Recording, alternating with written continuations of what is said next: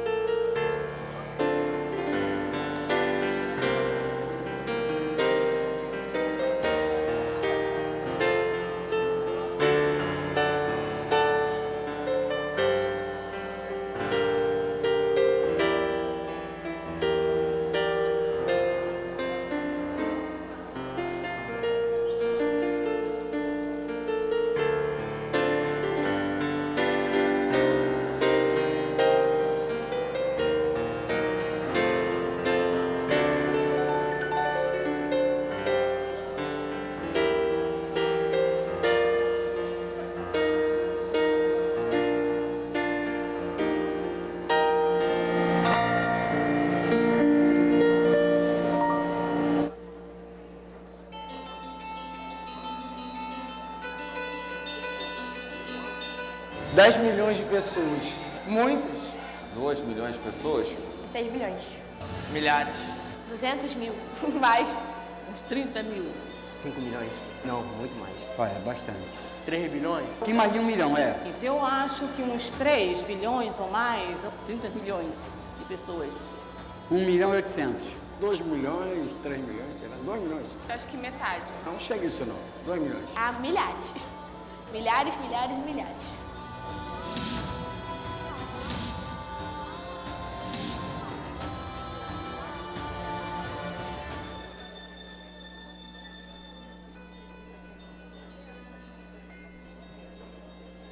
Bastante, cara. Bastante mesmo. Tipo, muita gente. A gente tem que se esforçar mais, né? Buscar mais esse objetivo, né? Almejar conquistar almas para Cristo, né? É isso. E Deus tem que tocar no coração, né, dos jovens, né, dos adolescentes, das pessoas, para que possa, né, pregar o evangelho para essas pessoas, né? Muita. Por causa da mídia, da internet hoje, é complicado a gente pensar isso, que tem essa quantidade de pessoas que ainda não ouviram.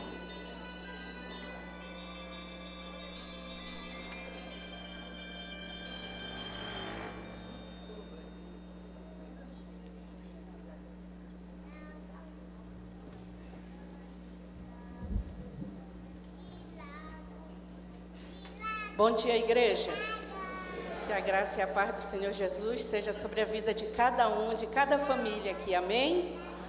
Quantas pessoas ainda não ouviram falar de Jesus? Deu agora ainda aqui no vídeo, alguém sabe? 4 bilhões. E como o irmão lá disse, é muito difícil acreditar nisso. Com toda a mídia, toda a internet, a comunicação. missionários nos campos e 4 bilhões ainda não ouviram falar de Jesus. O que nós podemos fazer como Igreja de Cristo, como igreja missionária? Nós podemos orar, nós podemos ofertar, nós podemos mobilizar e ir até o campo.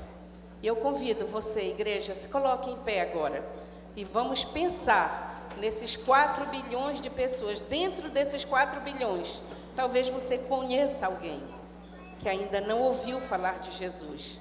E se já ouviu, que ainda não tem Jesus no seu coração, ainda não conhece a verdadeira salvação que está em Jesus Cristo. Então, ore por essa pessoa agora. Ore pelo nosso Brasil, que está passando por muita dificuldade. Ore pela nossa cidade, tão violenta, que está dentro dessa estatística de 4 bilhões de pessoas. Baixe sua cabeça e vamos orar.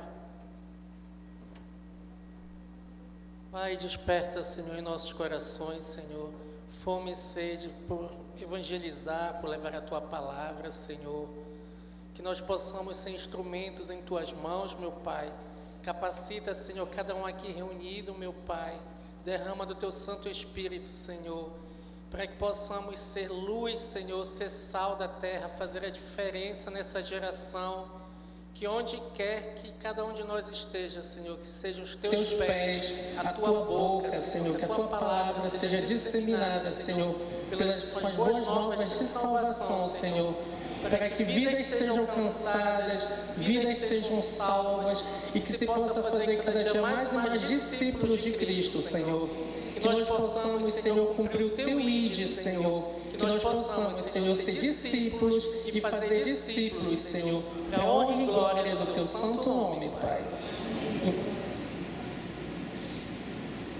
Amém. Ainda em pé, vamos continuar louvando e adorando o Deus de missões. Cumprimente o irmão que está ao seu lado.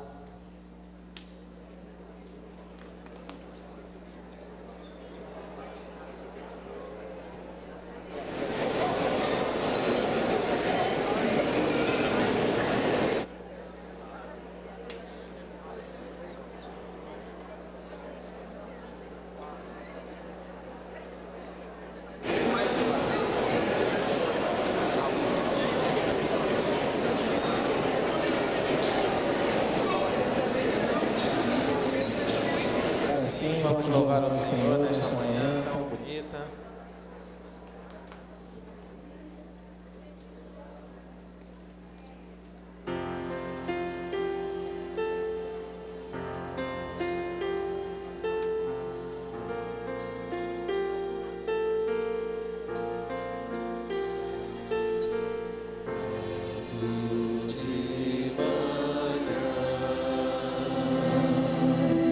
Quero te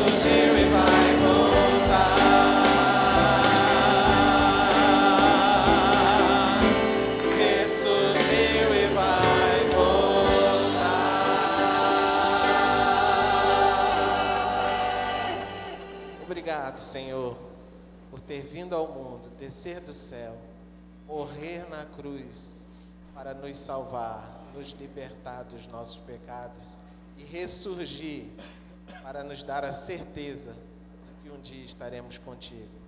Em nome de Jesus. Amém. Podeis sentar. Alegria estarmos juntos nesta manhã. Nós vamos conhecer a Luísa. A Luísa vai ser apresentada à igreja. Eu chamo a Suzana e o Luiz Cláudio aqui. Toda a família, não sei quem vai registrar esse momento, a Fátima. É sempre uma grande alegria estarmos juntos aqui para apresentar os nenéns, a nossa igreja. Como sempre repito e digo, este é um momento no qual você está fazendo um compromisso conosco de trazer o seu filho para ser educado nos caminhos do Senhor. Isso aqui não é um mero ritual, isso aqui não é um ritual, você está fazendo um compromisso conosco de nos ajudar a criar o seu filho na disciplina e admoestação do Senhor.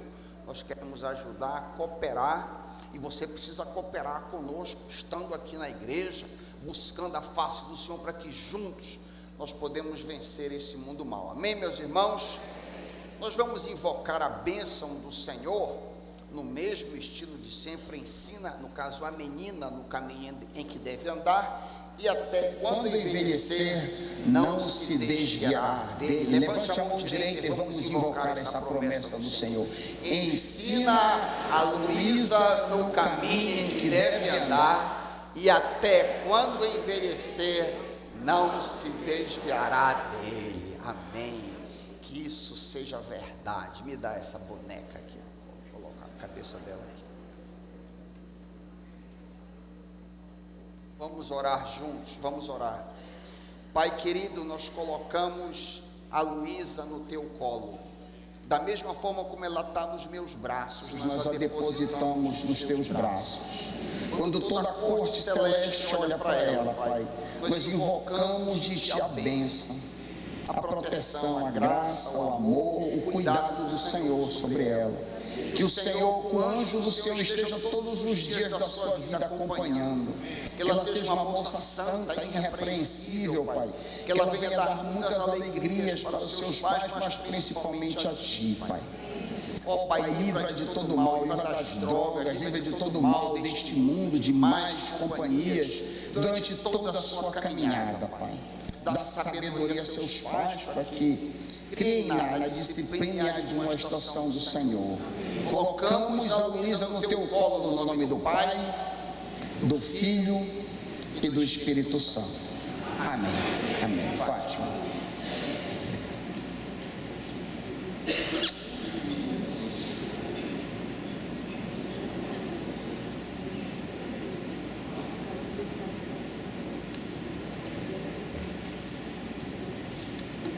Espírito de adoração e louvor, nós vamos continuar engrandecendo o nome do Senhor através dos dízimos e ofertas. Você que deseja fazê-lo, tem a oportunidade. Se quiser, faça-o com alegria, se o Senhor mover no seu coração. Isso é uma responsabilidade dos membros da igreja. Você que nos visita, fique muito à vontade, você é o nosso hóspede. Quem paga o jantar para o convidado é aquele que convida. Então você apenas fique descansando aí, se alegre no Senhor. Cláudio.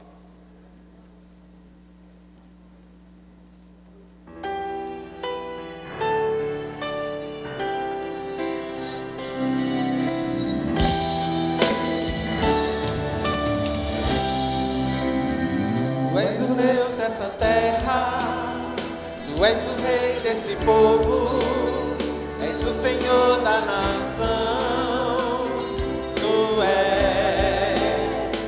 és a luz desse mundo, esperança para os perdidos.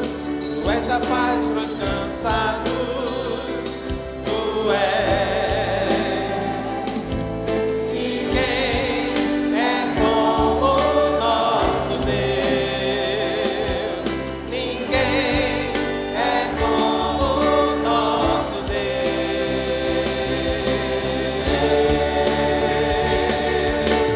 Grandes coisas estão por vir. Grandes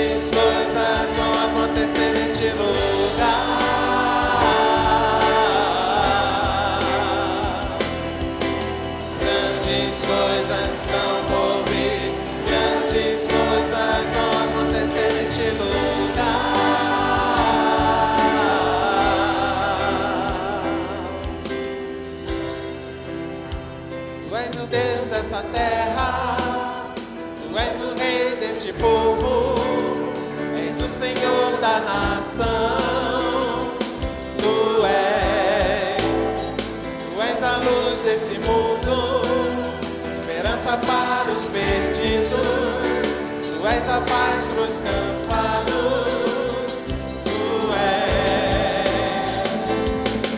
Ninguém é como o nosso Deus. Ninguém é como o nosso Deus.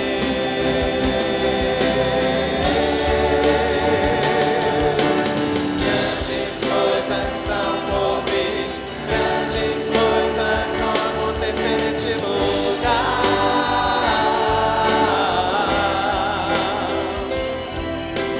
Grandes coisas estão por vir, grandes coisas vão acontecer neste lugar.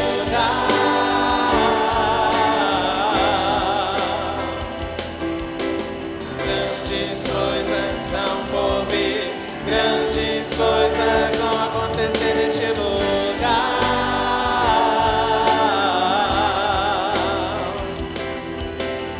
Grandes coisas estão por vir, grandes coisas vão acontecer aqui.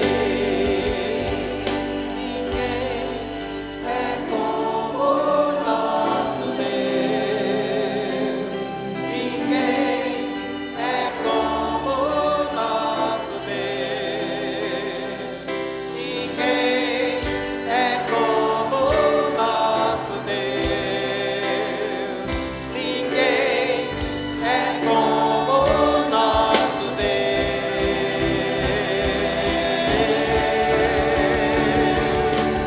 Grandes coisas estão por vir, grandes coisas vão acontecer neste lugar.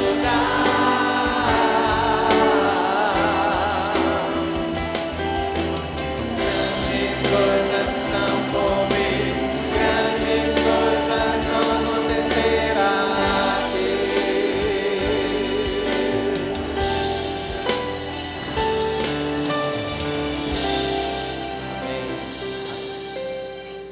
Amém.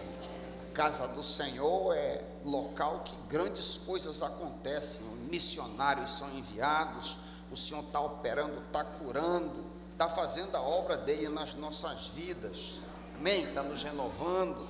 Todos aqueles que estão fazendo aniversário, por favor, venham rapidamente aqui à frente para receber. A irmã Olga está chegando aqui à frente também, tem uma palavra para dar para a igreja, pedir para que ela fique aqui do lado.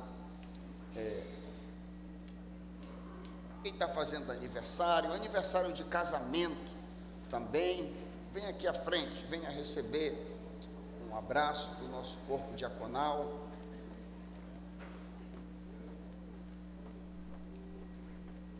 Nós temos um grande congresso se aproximando, eu até via os Já está, nós os estamos banners preparados. aí. Se o pessoal puder colocar o slide, eu agradeceria.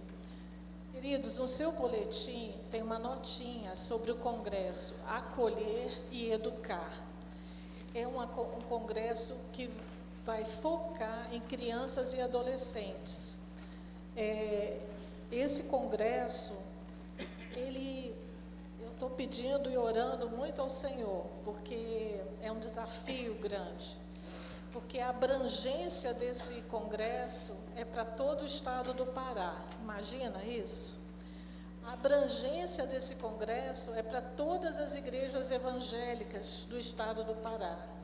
A abrangência desse congresso envolve as escolas públicas, escolas privadas. A abrangência desse congresso é para as famílias, para os pais, para todos que têm filhos, crianças e adolescentes. Bom, o cartaz ainda não está aí, não consegui. Entrou, glória. E para nos ajudar a discutir como melhor acolher e educar crianças e adolescentes, nós estamos trazendo o pastor Tiago Marcondes, que vai falar na sexta-feira, sobre a missão da igreja e da família de acolher e educar crianças e adolescentes. Mas também vai vir a Mara Melk, lá de Curitiba. Ela trabalha no Ministério Infantil de Curitiba e vai dar oficinas aqui sobre o Ministério Infantil, mas também vai dar uma oficina espetacular, que é o chá de bonecas e encontro de heróis. Essa oficina é especial, para falar com as crianças como elas devem se proteger de uma situação muito comum, infelizmente, nas famílias, nas escolas e até nas igrejas, que é o abuso sexual. Então, a Mara vai vir trazer essa oficina. E também a outra preletora, que é a Luciana, ela vem lá do Rio de Janeiro e ela vai falar sobre o projeto Calçada, que também é um projeto em que ela tem uma bolsa com vários recursos e onde o missionário ou a missionária vai às ruas, atendendo crianças que estão em situação de risco, adolescentes, falando, evangelizando, cuidando do coração e da alma. Irmãos, isso é assim um pequeno coisa do que vai acontecer. Mas nós temos um folder que vai ser distribuído para quem quiser, porque eu não vou oferecer para todos, só para aqueles que tiverem interesse. Porque nós já colocamos no site, nós estamos divulgando e já tem pessoas querendo vir de Pernambuco para esse congresso, pessoas de Tocantins. Então, se você tem interesse, pega o folder, leia e já pode fazer a sua inscrição somente no valor de R$50. Eu quero fazer um apelo aqui, que você conheça a proposta do evento. São 7 oficinas, 8 minicursos. E a gente quer que você leve isso para líderes de criança, líderes de adolescente. São muitas igrejas evangélicas aqui no Pará. E muitas não têm uma estrutura de trabalho com crianças na igreja. É hora da gente chamar, nos unir como povo de Deus. Então, acolher e educar crianças e adolescentes vai ser esse ano o primeiro, E a nossa intenção é que esse ano nós vamos focar, entre outras coisas, em como orientar pais e as próprias crianças e adolescentes em relação ao abuso sexual. Ano que vem, a proposta vai ser outra, quem sabe trabalhar violência, drogas. Cada ano a gente vai ter um tema diferente.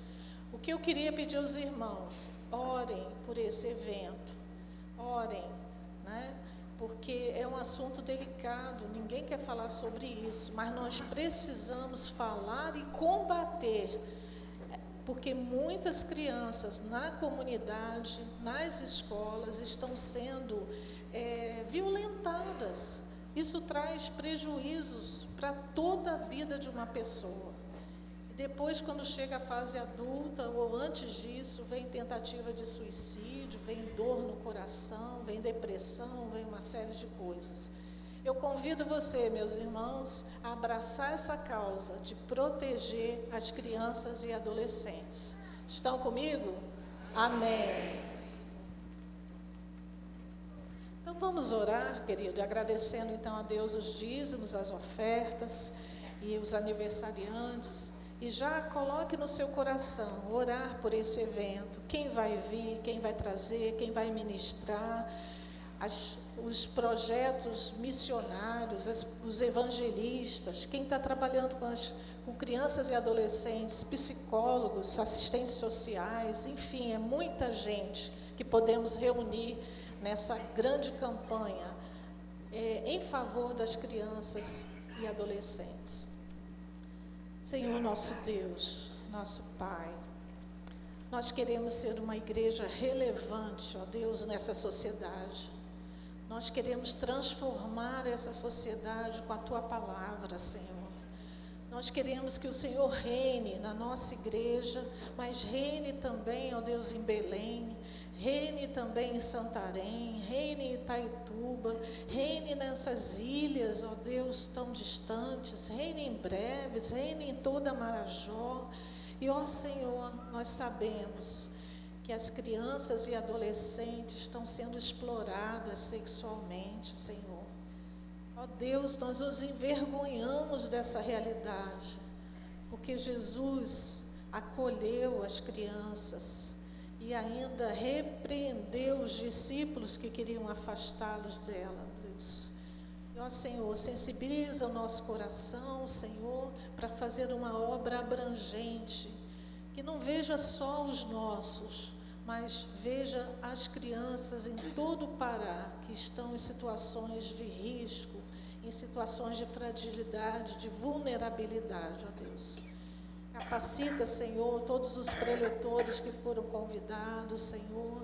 Capacita-nos a cada pessoa, os voluntários da nossa igreja, do departamento infantil, do ministério com adolescentes, dos jovens. Capacita-nos, Senhor, para levar a Tua mensagem, ó Deus, à alma das crianças, mas também, Senhor, ao coração, visando a integridade física delas, ó Deus, e social.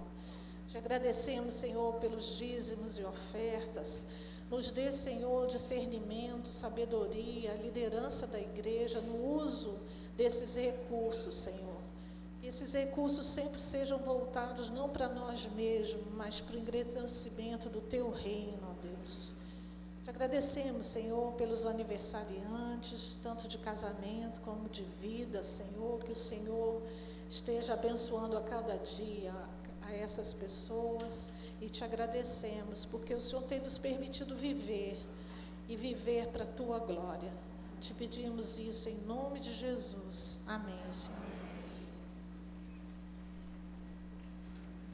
Bom dia. Essa música é muito especial, uma música conhecida, mas é uma música muito forte, porque ela declara o poder do Senhor em tudo que Ele é, ou tudo que Ele representa. Se estou doente, Ele é Deus. Se estou curada, Ele é Deus. Se tudo está bem, Ele é Deus. Se tudo não está, Ele é Deus. Ele continua sendo Deus, apesar de qualquer circunstância.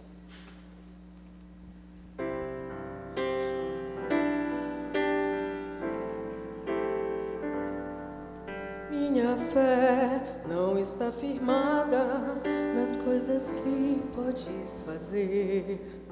Eu aprendi a te adorar pelo que és. Dele veio sim o amém, somente dele, mais ninguém.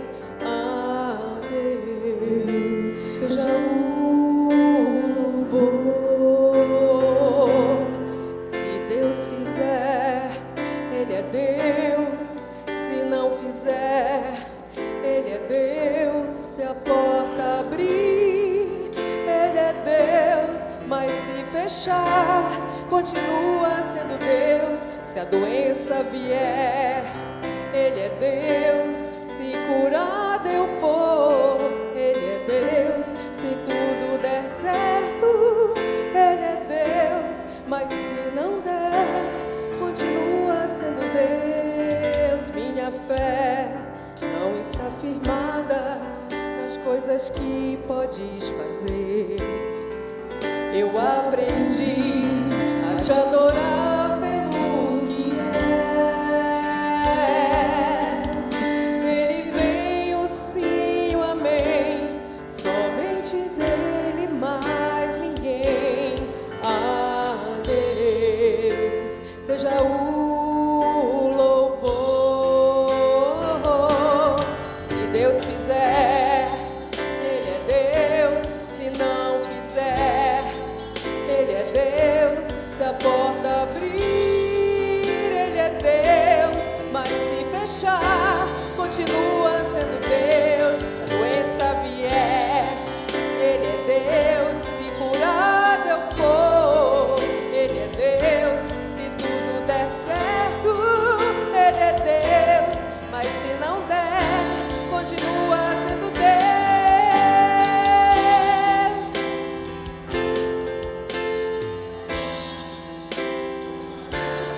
Ele faz.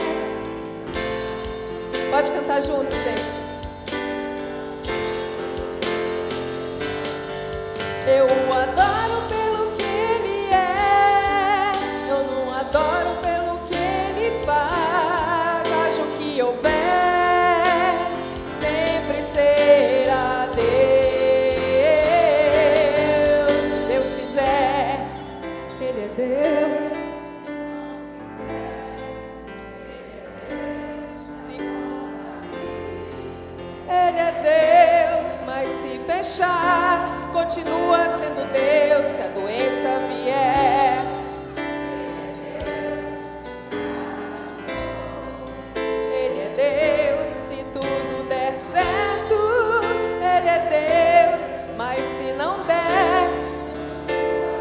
Mais uma vez. Se Deus fizer, vocês. Se não fizer,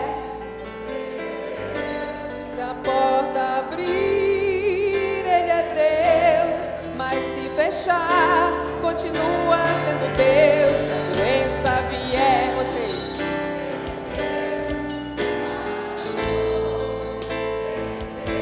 Se tudo der certo, Ele é Deus. Mas se não der, continua sendo Deus. Que possamos pôr a nossa confiança no Senhor em qualquer circunstância, porque Ele é Deus. Amém. Amém. Quantos têm o texto santo nesta manhã? Nós vamos examinar o próximo versículo. Estamos expondo o capítulo 11 de Hebreus. Temos trabalhado versículo por versículo na exposição deste texto tão rico e tão precioso.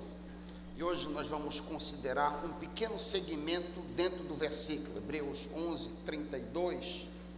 Hebreus 11, 32. Aqueles que acharam, digam amém. Amém. Ótimo. Hebreus 11, 32 diz: que mais direi? Algumas traduções, que direi ainda? Não tenho tempo para falar de Gideão, Baraque, Sansão, Jefté, Davi, Samuel e os profetas. Pai querido, que as palavras da minha boca e o meditar do meu coração sejam agradáveis a Ti, rocha minha e redentor meu. O povo de Deus apoiando diz amém. Amém. Interessante que a sentença que nós lemos começa com a expressão que direi, que mais direi. Que mais direi a respeito do quê? A respeito dos homens e mulheres que depositaram a sua confiança em Deus. Que mais direi a respeito dessas pessoas? Ao olhar para trás, o autor definiu no comecinho do capítulo a fé como a certeza das coisas que se esperam e a evidência de coisas invisíveis. Foi essa esperança que moveu as pessoas a fazerem a vontade de Deus a despeito das circunstâncias, por causa do inevitável risco que todos que tiveram que experimentar, eles receberam a aprovação de Deus. Isso é um resumo dos versículos 1 e 2 deste capítulo. Após definir a natureza da fé, o autor passa a dar exemplo de pessoas que viveram para Deus ao invés de viver para si mesmo, que buscaram agradar a Deus ao invés de agradar a si mesmo. Todas essas pessoas passaram por lutas, todas essas pessoas enfrentaram dores, todas essas pessoas experimentaram risco e, como consequência, diz a Bíblia que elas foram aprovadas pelo Senhor. A lista começa com Abel. E ela vem descendo, como nós temos visto aqui. Ela vem Abel, passa por nomes como Sara e Moisés e termina com Raabe, que foi a última exposição que nós fizemos aqui deste púlpito. Seja o santo Enoque, seja a prostituta Raabe, todos sem exceção foram testados, foram provados em sua confiança no Senhor. Uma ilustração, por exemplo, dos testes e provas, fica Moisés, é um dos exemplos. Moisés, o autor mostrou que ele renunciou às riquezas e prazeres do maior império do mundo, renunciou ao título de neto de Faraó e preferiu se identificar, caminhar com um grupo de escravos incultos e hostilizados. Todas essas pessoas, diz o texto, mostraram que pelo estilo de vida delas, eles eram estrangeiros neste mundo. Eles eram estranhos a este planeta. Eles buscavam outra pátria. Hebreus 11, 13 a 14.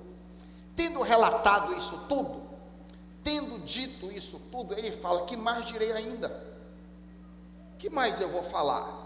tendo dito isso aí, tendo apresentado Abel, Enoque, Noé, Abraão, Sara, Isaac, Jacó, José, Moisés, Josué, Raabe, será que isso tudo não é suficiente? É o que ele está dizendo aí. Não tenho tempo, não tenho mais tempo. É verdade, se ele fosse relatar a vida de todos os santos, o livro de Hebreus seria um livro gigantesco. Eu não sei se vocês já viram uma propaganda que tem um livro dessa altura assim e diz A Arte de Entender as Mulheres, volume 1. Vocês já viram? É um livro enorme. Os homens também não são fáceis, igualmente difíceis, mas o livro de Hebreus então seria um livro enorme se ele fosse trabalhar todos os heróis da fé. Então ele diz: que mais direi à luz de tudo isso aí? Ele diz no texto: não tenho tempo. Ele não tem tempo, mas nós temos tempo. E por causa disso, eu quero perguntar hoje de manhã, o que podemos aprender com o primeiro personagem que lemos? Porque ele diz: não tenho tempo para falar a elitista. Gideão, Baraque, Sansão, Jefté, Davi, Samuel e os profetas. Mas, como nós temos tempo, eu pergunto, o que podemos aprender com Gideão, que é o primeiro nome citado? Gideão foi um líder militar que libertou os israelitas da opressão de vários povos nômades que estavam saqueando Israel. Esses povos árabes faziam incursões no território de Israel e pilhavam e roubavam colheitas, gado, etc.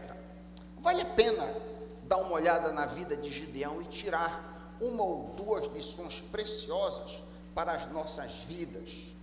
Alguns comentaristas creem que Gideão tinha por volta de 30 anos quando começou o seu ministério. Não sabemos. A história dele começa em Juízes. Eu queria te convidar para ir para o Antigo Testamento. Dá uma olhada em Juízes, 6º capítulo. Livro de Juízes, logo depois da Torá ali. Josué, quando termina Josué, começa Juízes. Juízes 6. Eu vou ler de uma versão que eu não conhecia, uma tal de NVT. Descobri agora, pesquisando na internet. Nova versão transformadora, interessante. Eu tenho por hábito comparar diferentes versões, e essa versão aqui desse texto me pareceu bem interessante pela clareza dela. Diz assim, Juízes 6, a partir do 1º versículo: os israelitas fizeram o que era mal aos olhos do Senhor, por isso o Senhor os entregou nas mãos dos midianitas durante 7 anos. Os midianitas eram tão cruéis que os israelitas fizeram para si esconderijos nas montanhas, nas cavernas e nas fortalezas. Sempre que os israelitas faziam o plantio, saqueadores de Midian, de Amaleque e outros povos do leste atacavam Israel, acampavam na terra e destruíam as plantações até Gaza, levavam ovelhas, bois e jumentos e não deixavam coisa alguma para Israel comer. Esses bandos inimigos que vinham com seus rebanhos e tendas eram como uma praga de gafanhotos. Chegavam em camelos tão numerosos que era impossível contá-los, e só partiam quando a terra estava devastada. Os midianitas reduziram Israel à mais absoluta pobreza, e o povo clamou ao Senhor. E o povo orou pedindo socorro ao Senhor. Salta do versículo 6 para o versículo 11, que tu vais ver o chamado de Gideão. Versículo 11, do mesmo capítulo. O anjo do Senhor veio, imagina em figura humana, como homem, como eu. O anjo do Senhor veio e sentou-se debaixo do grande carvalho em Ofra, que pertencia a Joás, da clã de Abiezer. Gideão, filho de Joás, estava debulhando trigo no fundo de uma prensa de uvas, a fim de não ser descoberto pelos midianitas. o anjo do Senhor apareceu a Gideão e disse: o Senhor é contigo, guerreiro corajoso. Gideão respondeu: meu Senhor, se Deus está conosco, por que nos aconteceu tudo isso? Onde estão os milagres que os nossos antepassados nos falaram? Acaso eles não nos contaram? O Senhor nos tirou do Egito. Agora, porém, o Senhor nos abandonou e nos entregou nas mãos dos midianitas. Então o Senhor se voltou e disse para ele: vá, com a força que você tem, liberte Israel dos midianitas. Sou eu que te envio. Mas, Senhor, como posso libertar Israel? Perguntou Gideão. Meu clã é o mais fraco de toda a tribo de Manassés, e eu sou o menos importante da minha família. Meu clã, dentro das diversas tribos, é o menor, e desse menor eu sou o mais baixo, eu sou o menos importante de todos. A primeira grande lição que nós tiramos da vida de Gideão: Gideão é um homem humilde. A humildade é a qualidade de se ver pequeno, de se ver como pequeno, como servo, como ensinável. Notamos, quando estudamos as Sagradas Escrituras, que às vezes um líder começa bem, começa humilde, mas termina mal. Enquanto me preparava para esta palavra, eu me lembrei de Saul. Muitos aqui conhecem, talvez quase todos aqui conhecem a história de Saul, como ele começou bem, o primeiro rei de Israel, como ele começou bem. Saul começou a sua caminhada muito bem. Lembram que Saul, quando não era ninguém, o seu pai mandou que ele fosse em busca dos animais que haviam se perdido, e ele vai com um grupo de colegas ali atrás dos animais, e ele encontra Samuel. Samuel, na cara, diz assim, 1 Samuel 9, a partir do versículo 20, 1 Samuel 9, a partir do 20, não te preocupe com as jumentas do teu pai, que se perderam há 3 dias, pois elas já foram encontradas. Aí ele muda de assunto completamente. Afinal, quem é que o povo de Israel está querendo? Eles querem você e a família do seu pai. Samuel diz: eu sou da tribo de Benjamim, o menor de Israel, a minha família é a menos importante de todas. É assim que ele começa a caminhada. Ele começa humilde, porém, como nós sabemos, depois de várias vitórias, depois de vários grandes feitos, ele acaba um tanto orgulhoso, arrogante, fica anos tentando matar Davi, e o que é pior, Saul se arroga, Saul tenta se apropriar de autoridade e poder, usurpando o sacerdócio. Naquela época, o sacerdócio ministrava para o Senhor, o rei era governador civil, a autoridade dele estava limitada ao campo civil, ele não tinha nada a ver com questões eclesiásticas, e Saul atravessa esta fronteira. Saul tenta poder, Saul tenta crescer, indevidamente ele já era rei, ele já era muito poderoso. Onde está isso, pastor Raik? Onde é que Saul tenta atravessar esse limite? Em 1 Samuel, capítulo 13, 1 Samuel, capítulo 13, nós vemos ali que o profeta havia mandado por ordem do Senhor que ele guerreasse uma luta, havia combinado com ele como ele deveria proceder, e nós lemos que quando Samuel vem ao encontro de Saul, 1 Samuel 13, a partir do versículo 11, 1 Samuel 13, 11, eu repito muito para você poder acompanhar na Sagrada Escritura, para que você não se confie no que eu falo, mas no que a palavra diz, amém? 1 Samuel 13, a partir de 11, perguntou Samuel: o que tu fizestes? Saul respondeu: quando vi que os soldados estavam se dispersando e que você não tinha chegado, e vi os filisteus reunidos em Miquimás, pensei: agora os filisteus me atacarão em Gilgal, e eu não busquei o Senhor, por isso me senti obrigada a oferecer o sacrifício. Saiu da posição de governador de rei para sacerdote. Disse Samuel: você agiu como tolo, desobedecendo os mandamentos que o Senhor te deu. Se você tivesse obedecido, o Senhor teria estabelecido para sempre o teu reinado sobre Israel. Mas agora o teu reinado não permanecerá.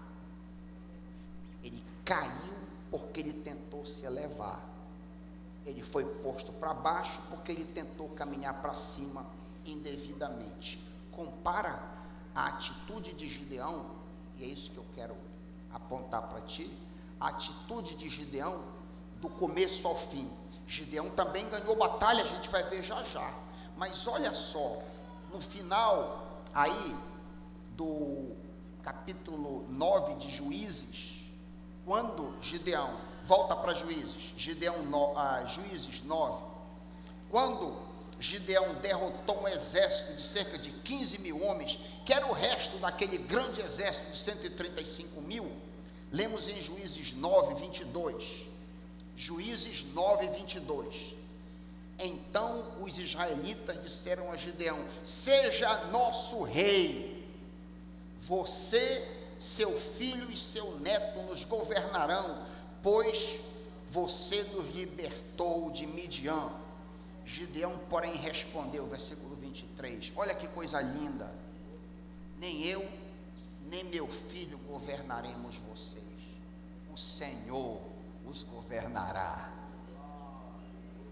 Juízes, está certo? Juízes 9, Juízes 8, eu estou ficando freguês de vocês, de erro, de referência, né? Graças a Deus que quando a primeira cabeça sacode, eu já sei que é outro vacilo. Juízes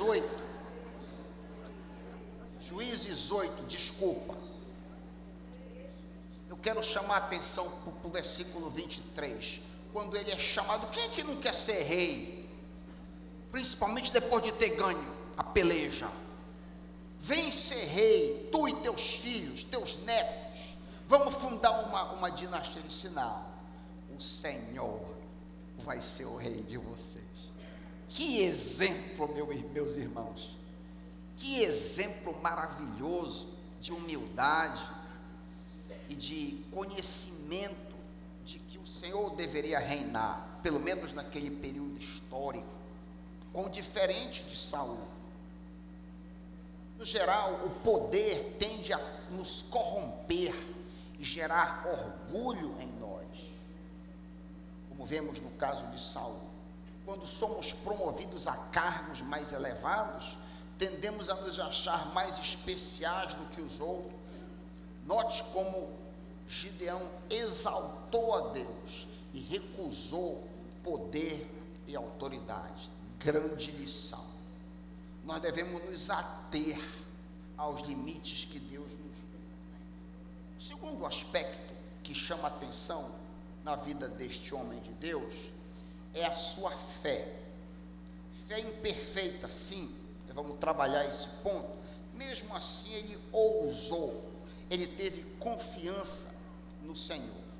Eu vou ter que trabalhar a questão da imperfeição da fé dele com sinais, porque de todo o pessoal que pede por um sinal na Bíblia, o sinal clássico é o da esponja.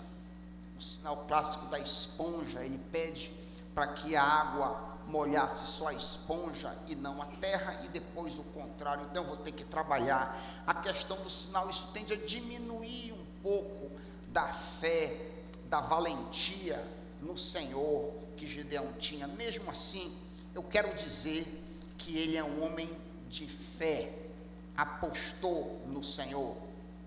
Mas vamos dar uma olhada em Juízes 6, eu espero que esteja certo aqui. Juízes 6. É o primeiro sinal que ele pede, não é o da esponja ainda. Juízes 6:17, tá certo? Prosseguiu Gideão: se de fato eu posso contar com teu favor, dá-me um sinal de que tu estás falando comigo. Esse foi o primeiro sinal que este homem pediu. Mas o mais famoso sinal, como eu disse, vem depois, no versículo 36, Juízes 6:36. Gideão disse a Deus: quero saber se vais libertar Israel por meu intermédio, como prometeste. Vê, colocarei uma porção de lã na eira. Se o orvalho molhar apenas a lã e todo o chão estiver seco, saberei que tu libertarás Israel por meu intermédio, como prometeste. E assim aconteceu. Gideão levantou-se logo cedo no dia seguinte, torceu a lã e encheu uma tigela de água do orvalho. Disse ainda Gideão a Deus: não se acenda a tua ira contra mim, deixa-me fazer mais um pedido. Aí ele inverte: permite-me fazer mais um teste com a lã, desta vez faze ficar seca a lã e o chão coberto de orvalho. E Deus assim fez naquela noite. Somente a lã estava seca, o chão ficou coberto de orvalho. Nós temos que levar em conta que Gideão não possuía o Espírito Santo como nós possuímos. Diferentemente do crente no Novo Testamento, depois do Pentecoste, passa a ser habitado permanentemente no coração pelo Espírito Santo. Este não era um privilégio dos santos do Antigo Testamento, que só recebiam unção do Espírito Santo para desempenhar determinadas funções. Então Gideão estava numa situação de desvantagem, por assim dizer. A posição dele é de fraqueza, é de tanta fraqueza na sua fé, que ele diz, no versículo 39, não se acenda a tua ira contra mim. Ele está vendo que não é a maneira ideal dele agir, colocando em dúvida a palavra do Senhor. Existem várias ocasiões no Antigo Testamento em que pessoas pedem sinais, como acabamos de ver Gideão. O sinal, por exemplo, que o servo de Abraão pediu para que a noiva de Isaac fosse aquela que Deus apontou em Gênesis, se eu não me engano, 28, e outros tantos sinais, o lançamento de dados, etc. Existe uma única exceção no Novo Testamento a uma ocasião em que um sinal é pedido, em Atos 1, 23 em diante. É o único momento, e este sinal é pedido antes do Pentecoste. Depois do Pentecoste, não há evidência de nenhum crente pedindo sinal para o Senhor. Depois da vinda do Espírito Santo, ninguém pede sinal da parte de Deus. O que é que a gente aprende aqui? E eu estou me detendo nisso aqui porque eu recebi um zap outro dia de um servo do Senhor que mandou um texto do Antigo Testamento com um sinal. Ele queria também um sinal para uma decisão que ele tinha que tomar, uma decisão importante. E eu disse: não peça sinal, não peça sinal, busque a orientação do Espírito Santo. Buscar sinal é uma marca de imaturidade. Embora buscar sinal seja permitido na antiga aliança, na nova aliança nós devemos examinar os nossos próprios corações, examinar as Escrituras, buscar conselhos com pessoas mais experientes, buscar conselhos com pessoas mais maduras, desenvolver sensibilidade ao Espírito Santo e, acima de tudo, andar santamente, a fim de que experimentemos a boa, agradável e perfeita vontade do Senhor. Romanos 12, de 1 a 2. O método no Novo Testamento é interno, não é externo. É perigoso buscar sinal, principalmente aquele sinal que alguns crentes que fazem, que abre a Bíblia e olha para o lado e coloca o dedo assim. Aí está numa dificuldade, aí abre aleatoriamente a Bíblia, aí coloca o dedo como no caso do camarada que colocou o dedo, ele diz, e foi Judas e enforcou-se. Esse aqui não é para mim. Aí ele abriu de novo, vai e faz o mesmo.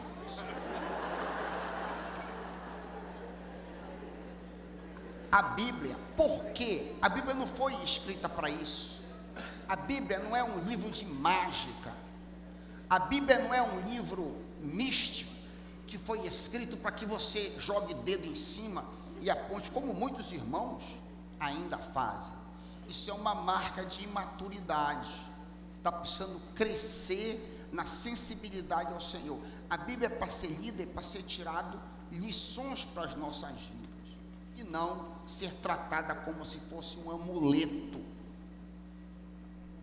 Nós devemos buscar sim a direção do Senhor e ouvir a sua voz através da sua palavra e seguir os conselhos que eu sugeri ainda há pouco, examinando os nossos corações, examinando as Escrituras, buscando conselhos com pessoas que nós confiamos e achamos que são mais experientes, mais maduras do que nós, e acima de tudo, visando a agradar ao Senhor. E o Senhor pode trazer coisas até o nosso encontro. Quantas vezes já aconteceu comigo, de alguma que eu estava precisando de uma orientação do Senhor, e uma pessoa veio até mim e deu aquela palavra de orientação, legitimamente, mas eu não estava buscando, essa pessoa veio até mim. Então, o Senhor é livre para fazer, mas é uma marca de maturidade espiritual, buscar a vontade do Senhor no nosso interior. Exclusiva direção através de sinal, repito e encerro, é marca de meninice espiritual. Devemos crescer na dependência do Espírito Santo que habita em nós. Vamos voltar às evidências da fé de Gideão.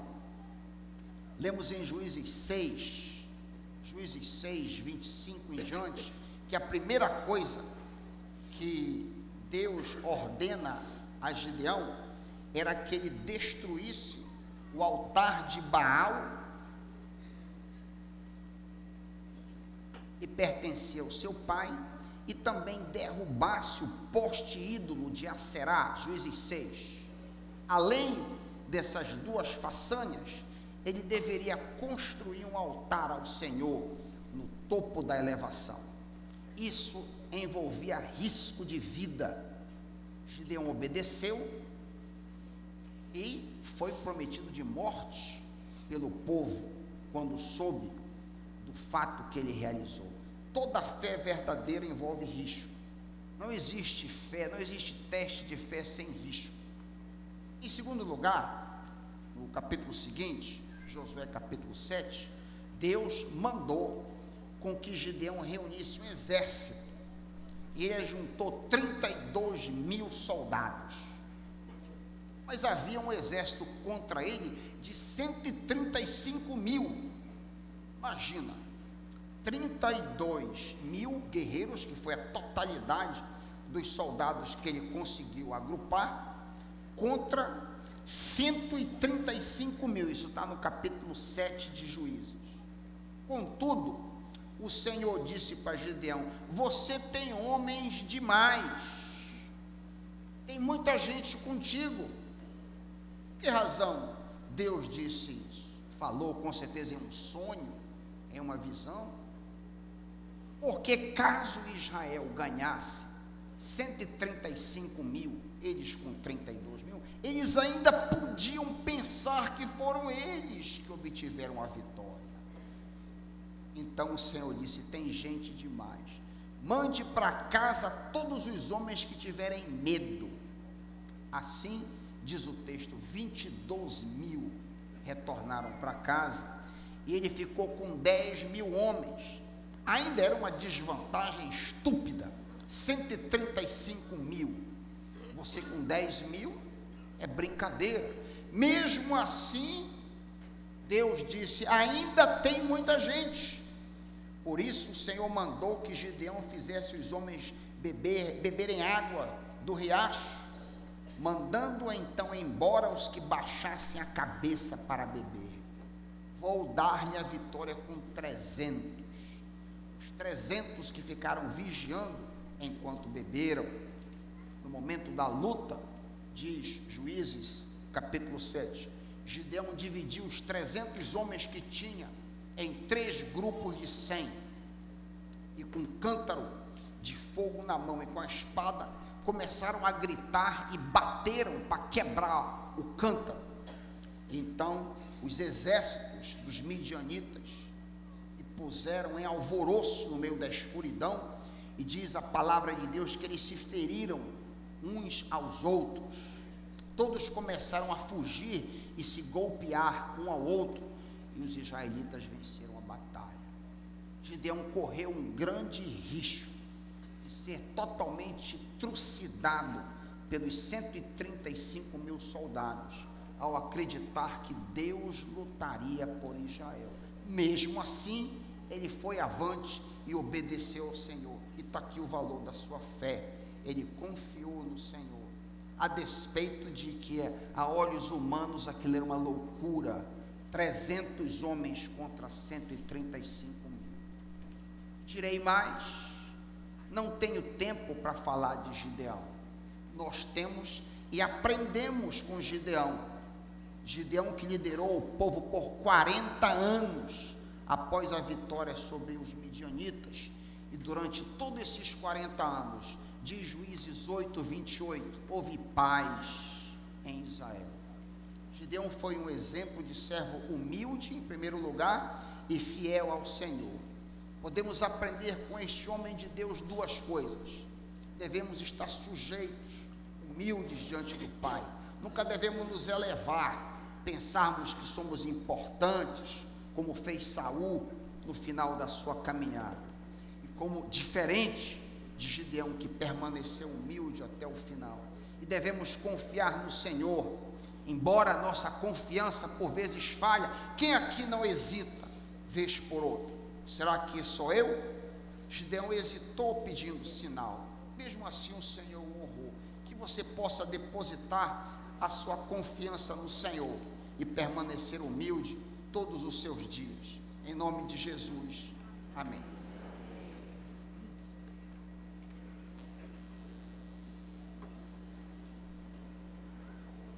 Fiquemos todos em pé.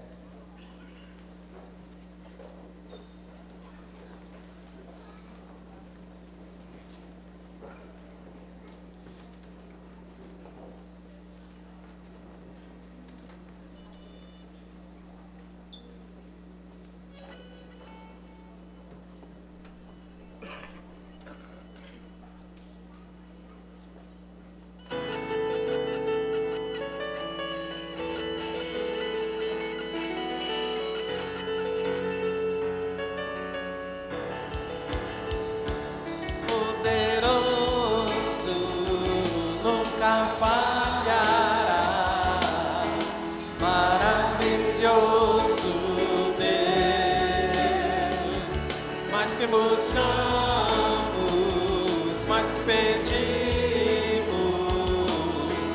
grandes coisas faz. Ressurgiu, a morte venceu,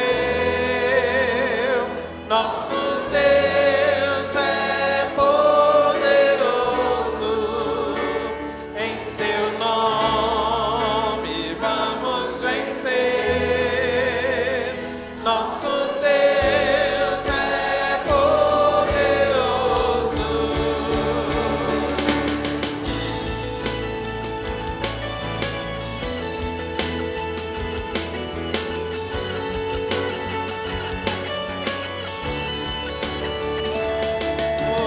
Poderoso, nunca falhará. Maravilhoso Deus.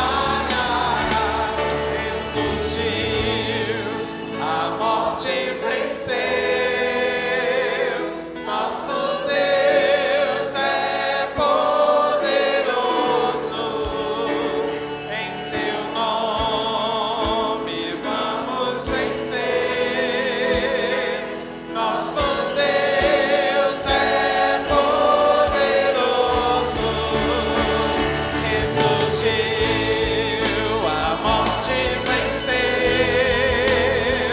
Nosso Deus é poderoso, em seu nome vamos vencer.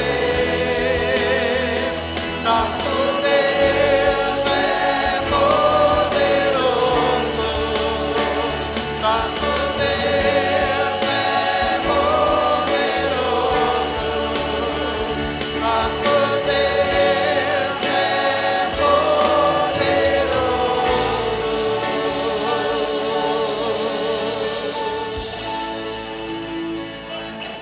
Amém. Tudo é possível que crê.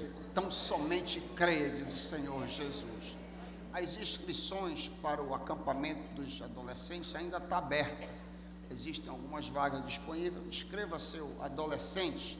Não deixe de participar. O pastor Fernando Angelim vai estar conosco. Vai estar uma bênção. Eu vou estar lá com os nossos adolescentes. Se Deus quiser, seremos grandemente abençoados. Mande o seu filho. Invista no seu filho. Invista no preparo espiritual do seu filho, para a honra e glória do Senhor Jesus. Hoje à noite, continuamos a exposição do Evangelho de Marcos, o batismo de Jesus. Te vejo hoje à noite. E agora o amor, o grande amor de Deus Pai, a graça bendita de Jesus Cristo, o único Salvador, o único Senhor, e a consolação, o amor do Espírito Santo nos nossos corações, que a divina Trindade, Pai, Filho e Espírito, Criador, Redentor e Consolador, seja conosco nesta tarde até nos encontrarmos daqui a pouco à noite, quando toda Israel de Deus diz: estamos despedidos.